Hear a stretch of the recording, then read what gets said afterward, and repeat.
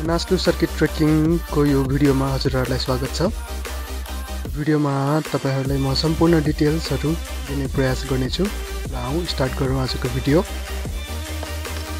हामी 6 जना साथीहरुको समूह एक साहसिक यात्रा सुरु गर्यौं। मनासलु सर्किट ट्रेक नोभेम्बर 2 को रात हामी सेतीखोलासम्म जाने बसमा यात्रा सुरु गर्यौं। गोरखा पुगेपछि बोलेरोमा अघि बढ्यौं, तर पहिरोको कारण धुवान भन्दा अगाडि गाडी जान सकेन। त्यसपछिले हामी असली यात्रा सुरु गर्यौं। त्यहाँबाट हामीले ट्रेक सुरु गर्यौं।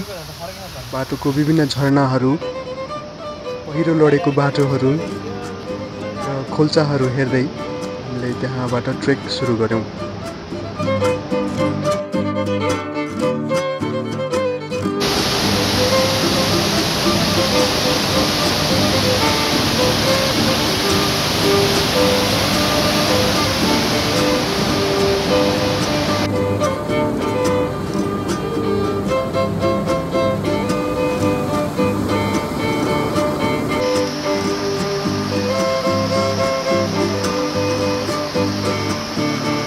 रेनबो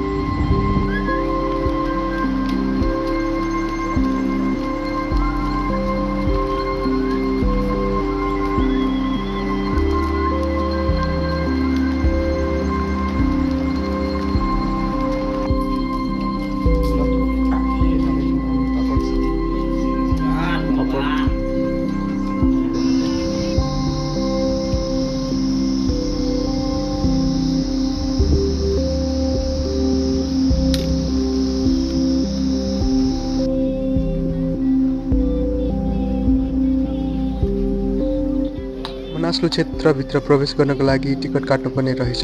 नेपालीहरूलाई 200 रुपियाँ भने विदेशी पाहुनाहरूलाई 1000 रुपियाँ रहेछ।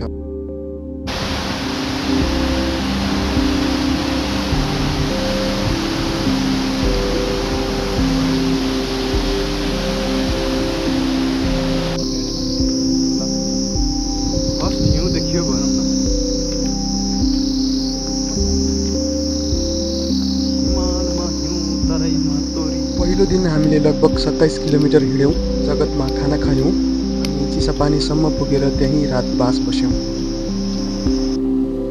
दोस्रो दिनको यात्रा हाम्रो सुरु भयो चिसापानीबाटै। 7 बजेतिर हामी त्यहाँबाट प्रस्थान गऱ्यौँ।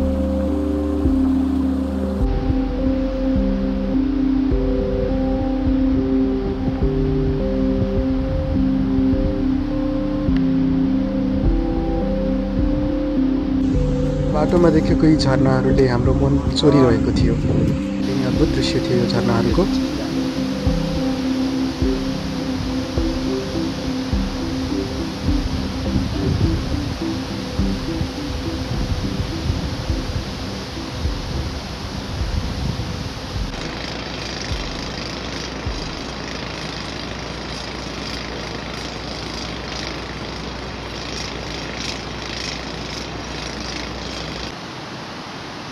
पराहरूको बिचमा खोपेर बाटो बनाउने प्रयास जारी रहेछ अहिलेसम्म पनि।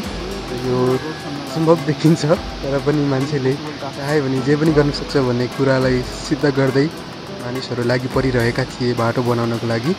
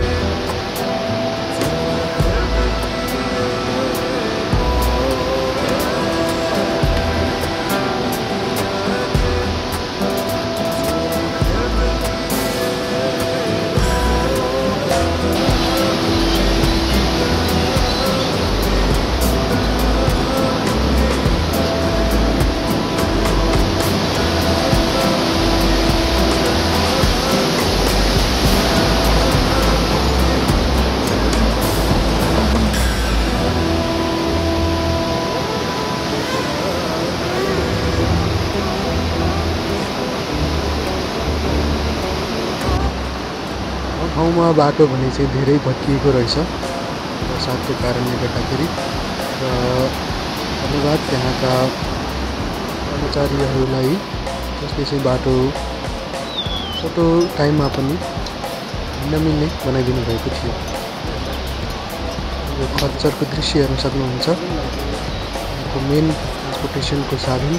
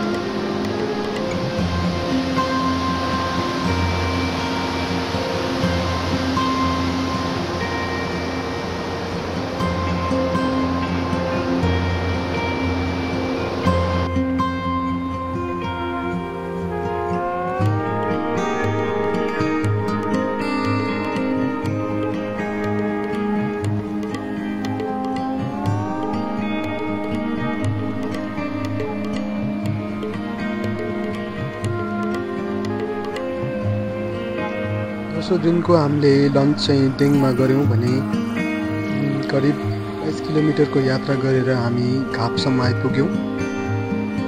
त्यहीँ डिनर गरेर सुत्ने निर्णय गऱ्यौँ।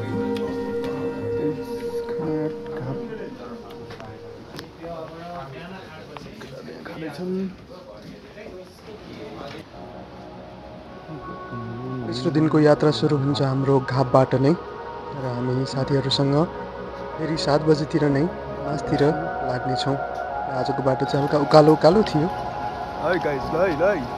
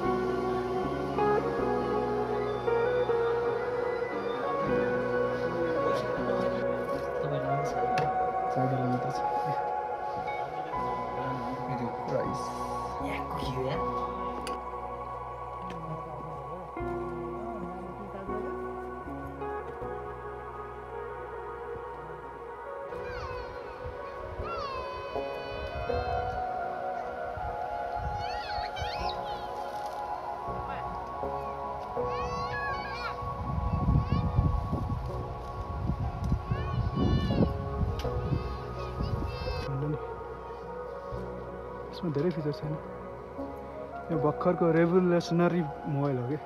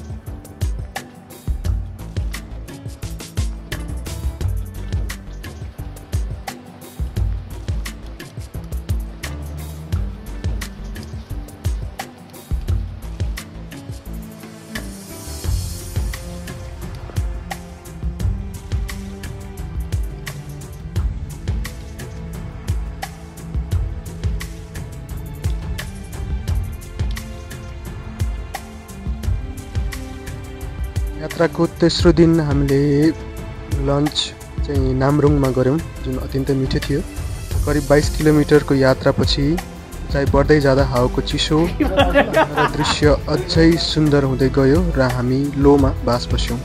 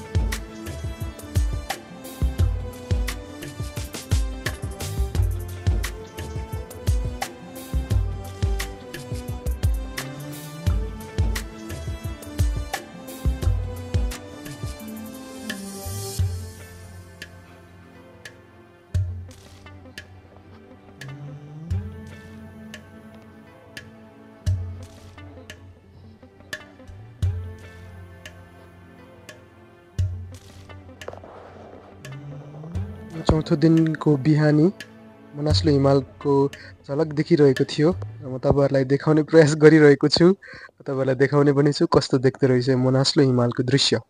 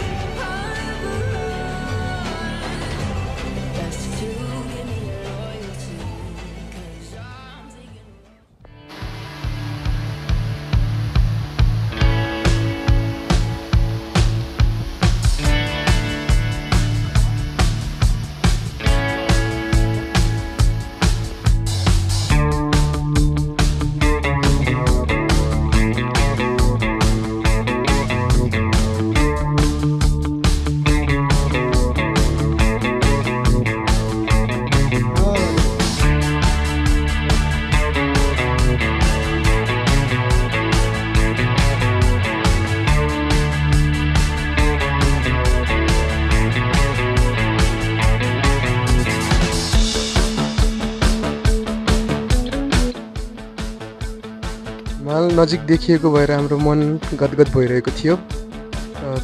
यति उज्यालो हिमाल कि चस्मा लगाएर पनि देख्न गाह्रो हुने, चस्मा चाहिँ लाउनै पर्ने अनिवार्य।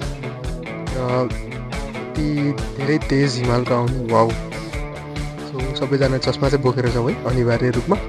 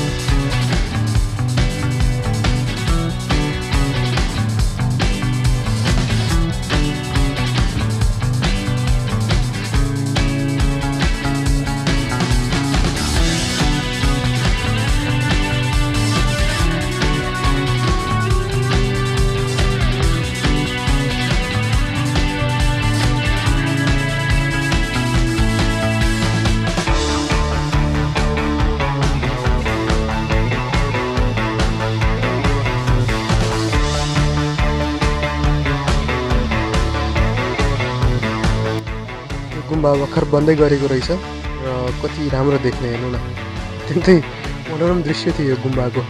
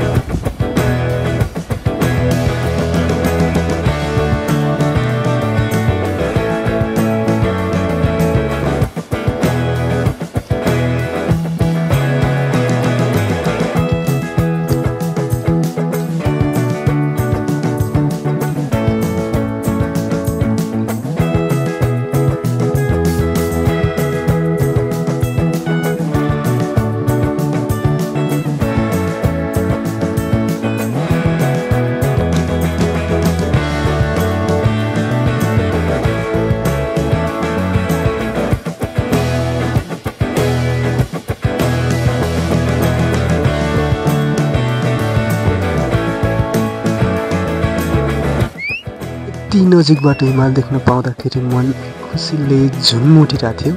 यति आनन्द फिल भइरहेको थियो, रमाइलो फिल भइरहेको थियो। धेरै भिडियो एन्ड फोटोहरू हामीले खिच्यौँ त्यहाँ। धेरै आनन्दको अनुभूति र चिसो पनि। र त्यही ठाउँमा मैले एक सर्ट पोजअप पनि हालेँ यहाँनिर जिउ तताउनको लागि। र केही बेर आराम गरेर हामी अझै फेरि माथितिरको लागि हिँड्यौँ।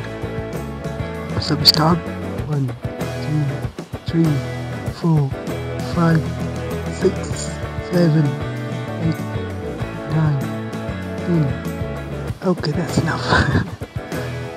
चिसो मौसममा हल्का तातो बनेको अवस्था।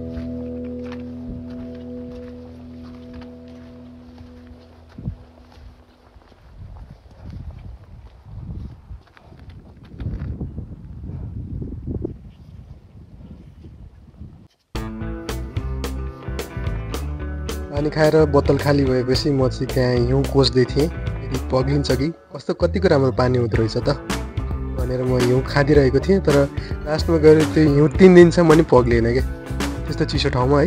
तल ल्याइसक्यो बेसीमा तैपनि पग्लिएन। अलिकति पग्लेको थियो, पानी चाहिँ सबै थियो तर पग्लिँदैन। सायद काठमाडौँसम्म पनि आइपुग्थ्यो होला, तर फालिदियो बाटोमा पानी हाल्नु पनि भएर।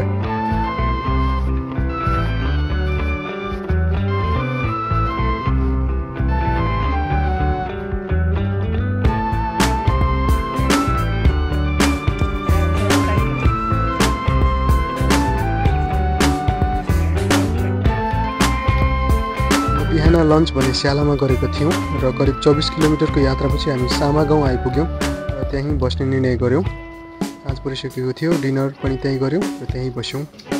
सामा गाउँमा भात र मासु र भात दिँदैछ।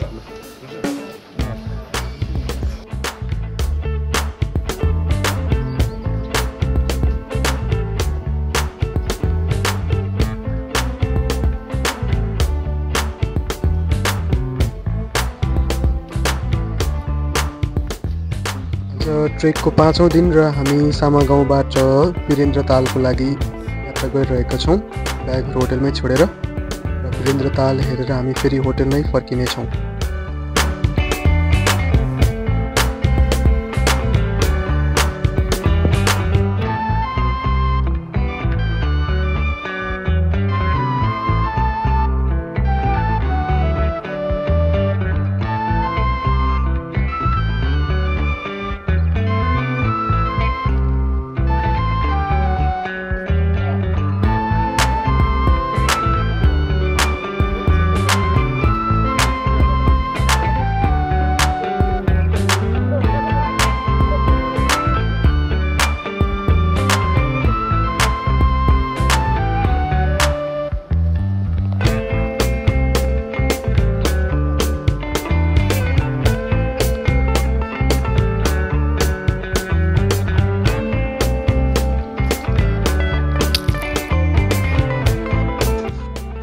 भनिन्छ यो तालमा पहिला राजा वीरेन्द्रजी आउनुभएको बेलादेखि यो तालको नाम चाहिँ वीरेन्द्र ताल हुन गएको रे भन्ने त्यहाँको प्रचलित कथा रहेछ। सायद होला पनि, नेपालकै राजा थिए बुढा।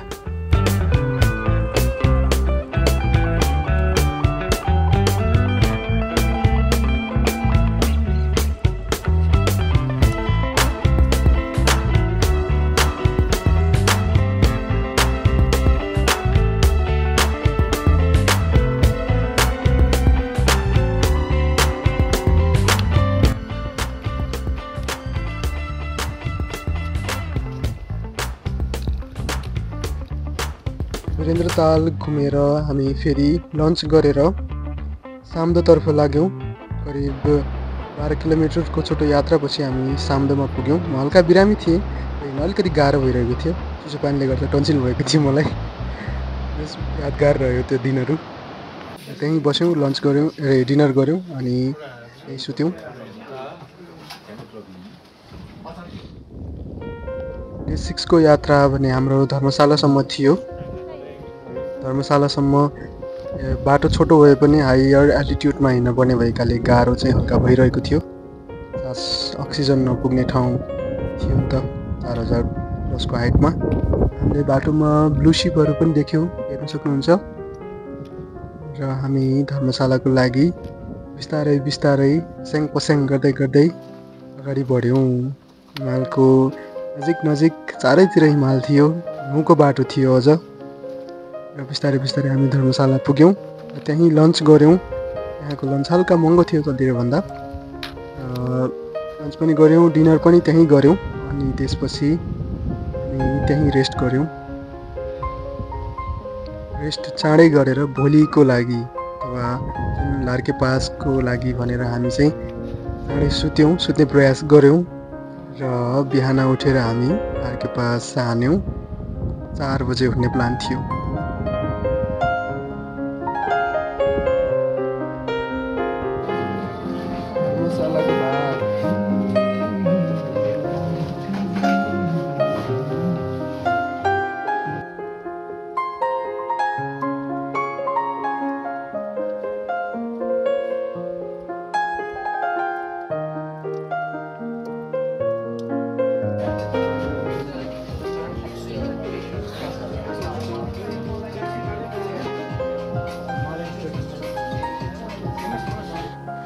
हामी चाहिँ 3:30 बजे लार्के पास हिँड्दैछौँ।